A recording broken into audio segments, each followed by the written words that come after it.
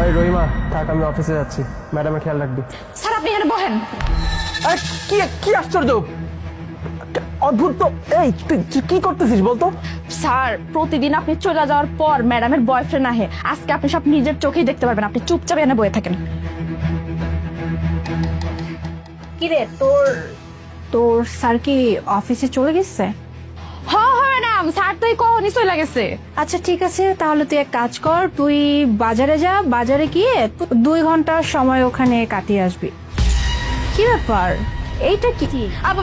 Madam এটা হইতাছে ওই যে আমার মাইয়ার লাগে ওই যে কি জানি কয় টেডি বিয়ার না কি হইছে, বড় কতগুলো পুতুল আছে না, ওইটা আসলে আমার মাইয়ার কতদিনের শখ, একটা টেডি বিয়ার নিয়ে ঘুমাই বলি, এটা আমার মায়ের লাগে কিনছি।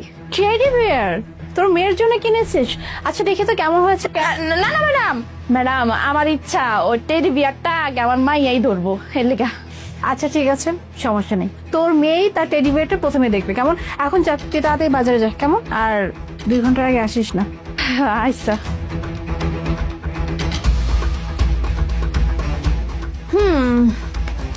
তার মানে ও অফিসে চলে গেছে, ব্যাস এখন আমি আমার বেবিকে ডেকে নিয়ে আসি। হ্যালো, আই তুই এক কাজ কর, তাড়াতাড়ি চলে আসো। হ্যাঁ ও অফিসে বের হয়ে গেছে। আচ্ছা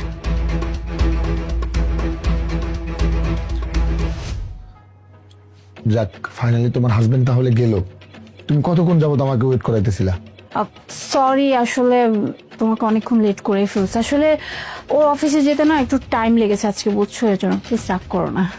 আমি না এইসব আর সহ্য করতে পারতেছি না, এইভাবে লুকিয়ে লুকিয়ে আসা দেখা করা এগুলো আমার ভালো লাগতেছে না। তুমি একটা কথা বলো তো, তুমি কবে ওকে ছাড়বা আর কবে আমরা একসাথে থাকতে পারবো বলো তো, সংসার করতে পারবো? তুমি কি ওকে ছাড়বা নাকি দুনিয়া থেকে সরাই দেওয়ার একটা প্ল্যানিং করবো? আমি কি বলতেছো তুমি? ওকে সরিয়ে ফেলবো মানে? আরে ওর কাছে আছেই তো আমি সম্পত্তির জন্য, আর ওকে যদি সরিয়ে ফেলি তাহলে তো সবকিছু চলে যাবে। আগে ওর কাছ থেকে সব সম্পত্তি হাতিয়ে নেই, তারপর ওকে তো আমি এমনিতেই সরিয়ে ফেলবো, কারণ ও থাকা মানে আমার জীবনের কাটা থাকুক, বুঝছো? আর আমি চাই না আমাদের মাঝখানে কোনো কাটা থাকুক, কেমন?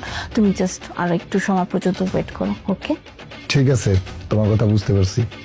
এখন অনেকদিন পরে তোমার সাথে দেখা হয়েছে, একটু বুঝতেছো না? তোদেরকে ওয়েট করাচ্ছি, দাঁড়া।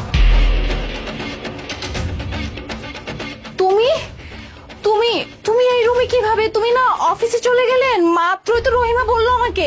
আমি এখানে কি করছি সেটা পরে বলি, আগে বলো এই ছেলেটাকে আমার বেডরুমে কি করছে? ও ও ও ও হচ্ছে আমার আমার কাজিন, চাচা তো ভাই আসছিল, ওই যে আমার চাচা পাঠিয়েছে কি একটা দরকারি কাজে, তাই আর কি। কাজিন?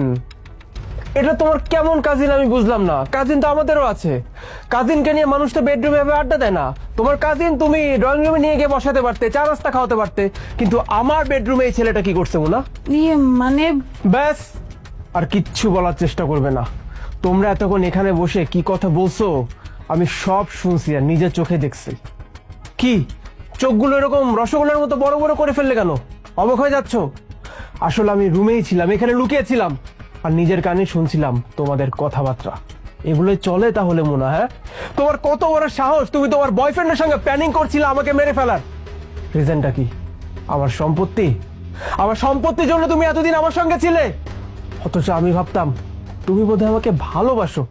আচ্ছা মনে একটা কথা বলো তো, আমার কোথায় দোষ ছিল? আমি তো নিঃস্বার্থভাবে তোমাকে ভালোবেসেছিলাম, তাই না? ভালোবেসে বিয়ে করেছিলাম। হঠাৎ করে এত বদলে কেন গেলে তুমি? আজকে যদি আমাকে রহিমাই কথাগুলো না বলতো, আমি তো বুঝতেও পারতাম না যে আমার বউ আমারই পিঠ পিছে আমাকে ধোকা দিচ্ছে, আমাকে মেরে ফেলে প্ল্যানিং করছে। কথা আছে না, আল্লাহ যা করে ভালোর জন্যই করে। আমি নিজের কানে শুনলাম কিভাবে আমার বউ আমার সম্পত্তি ভোগের জন্য তার বয়ফ্রেন্ডকে দিয়ে আমাকে মেরে ফেলার প্ল্যানিং করছিল। আর একটু বলেই তো তোমরা দুজন ঘনিষ্ঠ হতে। ছি ছি ছি ছি ছি, একটা মানুষ কি পরিমাণ নির্লজ্জ হতে পারে সেটা তোমাকে না দেখলে আমি জানতে পারতাম না। মানুষজন বিয়ে করে যদি তার বউকে বিশ্বাসই না করতে পারে, তাহলে মানুষ বিশ্বাসটা করবে কাকে? এই কাজটা কেন করলাম না তুমি? আমার ভালোবাসার কি কোনো কমতি ছিল যে শেষ পর্যন্ত এই ছেলেকে নিয়ে আসতে আমার বেডরুমে? আরে ভাই, আপনি কি সব চিন্তা ভাবনা করতেছেন আর কি বলতেছেন? ও তো আপনার কখনো ভালোই বাসে নাই, ও আপনার সাথে ছিল আপনার সম্পত্তির জন্য। আর সত্য বলতে আমি ওরা কখনো ভালোবাসি নাই, ও আপনার থেকে সম্পত্তিগুলো নিয়ে আমার দিব এই একটা লোভ ওর সাথে ছিলাম। বাহ কেমন লাগছে মনে এখন কথাগুলো শুনতে? যে মানুষকে তুমি এতটা বিশ্বাস করলে, যে মানুষের বিশ্বাসের উপর ভরসা করে তুমি আমাকে ধোকা দিচ্ছিলে, আমাকে মেরে ফেলতে চাইছিলে, দেখো সে মানুষটার কথা শোনো। একটা কথা মাথায় রাখবে মুনা, বিবাহিত নারীদেরকে কেউ নিঃস্বার্থভাবে ভালোবাসে না। যদি কোনো পুরুষ কোনো বিবাহিত নারীর সঙ্গে সময় কাটাতে চায়, বুঝতে হয় সেখানে স্বার্থ একটাই, সেটা হচ্ছে শরীর। তুমি তো বোকা ছিলে, তুমি ভেবেছিলে এই মানুষটা বোধহয় তোমাকে আমার থেকে বেশি ভালোবাসে। হ্যাঁ, হায় রে কপাল, নিজের ভালো একটা রাস্তার পাগলও বোঝে, কিন্তু তুমি বুঝলে না। এই মানুষটার জন্য তো তুমি আমাকে ঠকাতে চাচ্ছিলে, এখন এখন এই মানুষটা তোমার সঙ্গে থাকতে চাচ্ছে না। এনিওয়ে, যা দেখার আমি দেখে ফেলেছি। কথায় আছে না, কর্মের ফল সকলেই ভোগ করে। আমাকে ঠকাতে চাচ্ছিল তো, এবার নিজেই ঠকে গেলে। এনিওয়ে, এত কিছু জানার পর কি আমার উচিত তোমার সঙ্গে সংসার করা বলো মুনা? সাজিদ, সাজিদ প্লিজ, তুমি তুমি এই কথা মুখে এলো না যে তুমি আমাকে ডিভোর্স দিয়ে দিবে।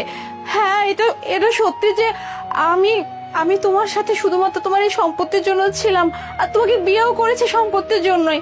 কিন্তু বিশ্বাস করো, আজকে আমি বুঝে গেছি যে যে মানুষটাকে আমি ভালোবাসতাম সে আসলে মানুষই না, অমানুষ একটা।